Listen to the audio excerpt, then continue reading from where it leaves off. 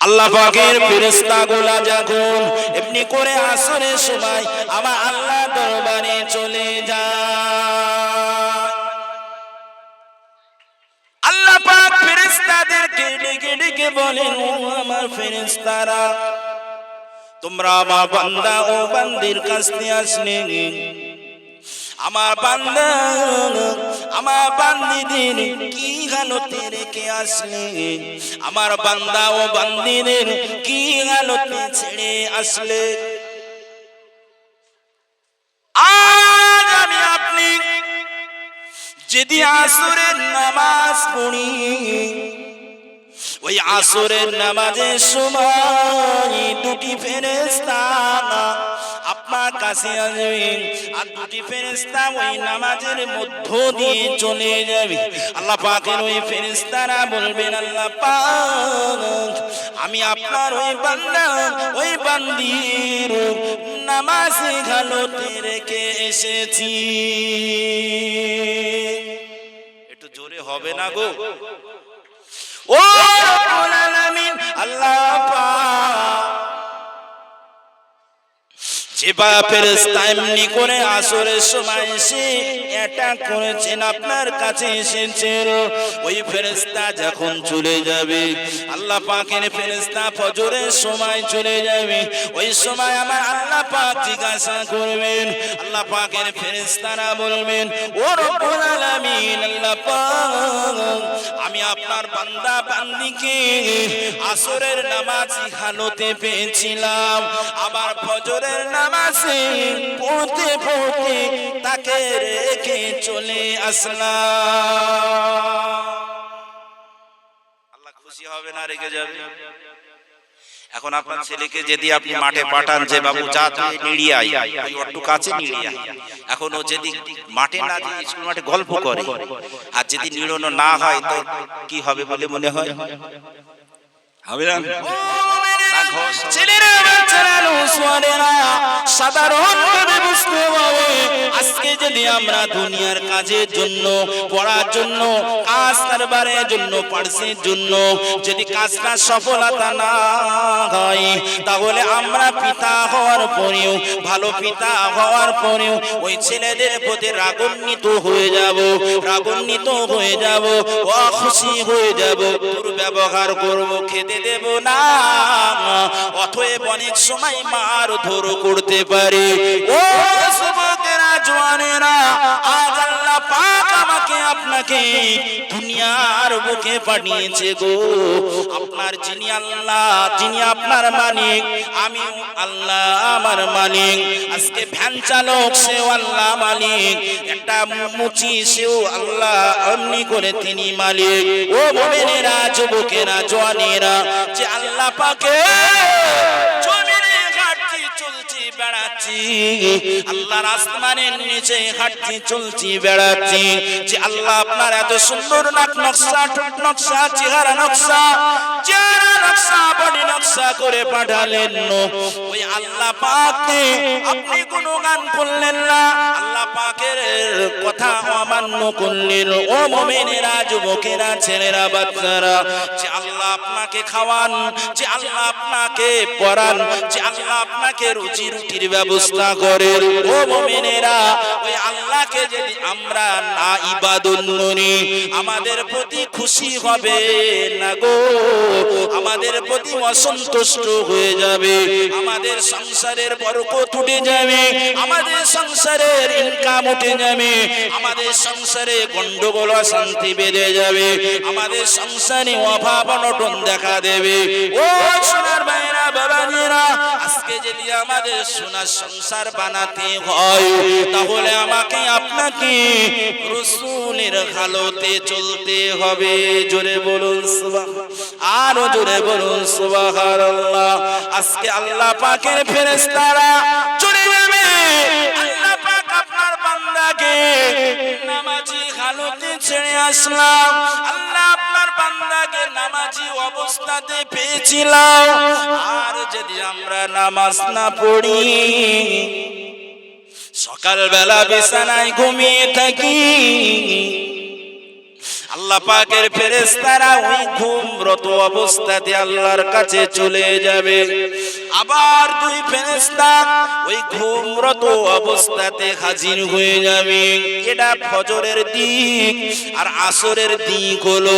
আমি আপনি যদি অনেক সময় তাসের পাটিতে বসে থাকে, কলবের বাটিতে বসে থাকে, ইয়ার কি আড্ডা ফাজলো মোর ভিতরে বসে থাকে, আল্লাহ পাকের ফেরেশতারা ওই হালতে আপনার কাছে চলে যাবে। ওই হালতে আপনার কাছে ওই ফেরেশতারা আসবে। আপনার জন্য কি সাক্ষ্য ফেরেশতারা দেবে?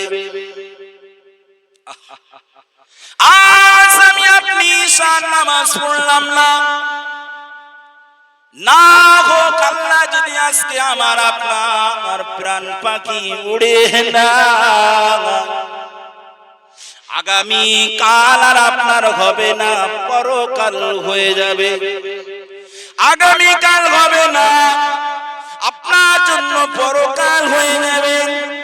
আর নামাজ পড়ার সুযোগ পাবেন না, ফজর হবে না, শহরের আগে আপনার মাটি হয়ে যাবে।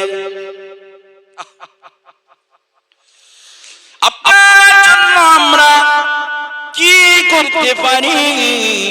এতটা আপনার সম্মান ছিল, ইজ্জত ছিল। আল্লাহ পাকের বান্দা, আপনি মারা যাবেন, একদল মানুষেরা দ্রুত বাস কাটার চিন্তা করবে, একদল মানুষেরা কাপন আর ব্যস্ত ব্যতীত হয়ে যাবে, একদল মানুষ কবর খোঁড়ার ব্যস্ত ব্যতীত হয়ে যাবে, একদল মানুষ রান্না করার ব্যস্ততা হয়ে যাবে। ও যুবকেরা, এমনি করে একজন এক রকম ব্যস্ততা, কেউ বা পানি গরম করবে, কেউ বা গোসল করাবে। দূরে থেকে এসেছি, দেরি করো না, তাড়াতাড়ি করে জানাজা দাও, বাড়ি যাব, বলে কি বলে না? তাড়াতাড়ি করো। যে একদিন তোমার হেল্প করেছে, যে একদিন তোমার পাশে থেকেছে, যে তোমার বাড়ির হলো মেম্বার, তার উচ্চ মকাম ছিল, 3 তলার বিল্ডিং এর উপরে এসি রুমে ঘুমাবে, কিন্তু আজকে মারা গিয়েছে। সবাই বেদি ব্যস্ত, সবাই ব্যস্ততা, কখন মাটি দেব, কখন মাটি দেব, দেরি করো না। আমরা ব্যস্ততা জীবনে দেখেছি, অনেক সময় কবরের মাটি ভালো হয় না। কবরের যে সমস্ত ভাইরা বাবাজিরা থাকে, ড্রেসিং করতে একটু সময় লেগে যায়, কিন্তু পিছন থেকে স্লোগান ওঠে, এত দেরি হচ্ছে কেন, বাড়ি যাব। কথাটা ঠিক না ভুল? একবার আপনার ডর করলো না, আপনার একবার ভয় করলো না? আপনি কিরম ধরনের মুসলমান, যেখানে আপনার চাচাকে রাখা হচ্ছে 3.5 হাত মাটির নিচে, যেখানে রাখা হচ্ছে আপনার ছেলেকে, ভাইপোকে, ভাইকে, যেখানে রাখা হচ্ছে আপনার স্ত্রীকে, যেখানে রাখা হচ্ছে আপনার আপনজনকে, তাও ব্যস্ততা গো। একদিন কি আপনার কবরে যেতে হবে না? একদিন কি অন্ধকার কবরময় জায়গায় যেতে হবে না?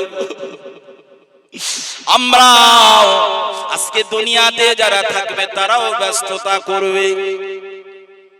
আপনি ব্যস্ততা করছেন, সেদিনও ব্যস্ততা করবে। আপনার তাড়াতাড়ি করে আপনার কবরস্থ করে আমরা বাড়িতে চলে আসব। আচ্ছা বলেন বাবু, আজকে আমি আপনি যদি মারা যাই, কবরে চলে যাই, রাত 10টার সময় কবরস্থ হলো, লাইট গুলো অন্ধকার করে দিলাম, লাইট গুলো খুলে নিলাম, কসকসে বাগান, এমনি করে বাস বাগান, দিনের বেলা যেতেও ভয় করে। ওই জায়গা আপনার 3 তলার মাথা থেকে নামিয়ে ওই বাস বাগানে রেখে দেবে, আর কেউ থাকবো না, থাকবে না, চলে আসবো গো বাবু। আপনি ওই কবরের ভিতরে কার নিয়ে আপনি থাকবেন বলে? আপনার ডাইনে দেখলে তাস খেলা, পায়ে দেখলে মদ খাওয়া, পিছনে দেখলে এমনি করে গীবত গিল্লা করা, সামনে দেখলে সব শয়তানি বদমাইশি, আবু জাহাল মার্কা। আহারে বাবু, কবরে আপনি কার সঙ্গী সাথী নিয়ে থাকবে? ওই কবর আপনার দুই পা মাটি এমনি করে পাঁজরখানা চেপে দেবে। ও মুমিনেরা, যুবকেরা, ওই দিন আল্লাহ পাকের মাটি, আজ মাটি দিয়ে আমরা তৈরি, ওই মাটিতে আমরা তৈরি, ওই মাটিতে আমরা বেড়ালাম, মাটির ভিতরে বেড়ালাম, মাটির উপরে হক না হক সুদ ঘুষ জিনা ব্যভিচারী করে বেড়ালাম। এই মাটির মধ্যে আবারও যাবেন, মাটি আপনার কি ব্যবহার করবে? একটা হাদিস শরীফের ভিতরে আছে, কোন উত্তম বান্দা বান্দি যদি কবরে যাওয়া হয়, রেখে দেওয়া হয়, ওই কবরটা আওয়াজ দিয়ে দিয়ে বলেন মারহাবা মারহাবা মারহাবা, উত্তম আল্লাহর বান্দা ও বান্দি এসেছে। জোরে হবে না সুবহানাল্লাহ? উত্তম বান্দা উত্তম বান্দি এসেছে, মারহাবা। আর এই খোদা বক্স যদি যায়, তাহলে দুই মাটি একত্রিত হয়ে পিছে দেবে, এ পাঁজরের হাড় ও পাঁজরে চলে যাবে। যদি কবর থেকে আপনার ভয় না লাগে, ডর না লাগে, তাহলে আপনি কবরে কিন্তু নাজাত পাবেন না। জি।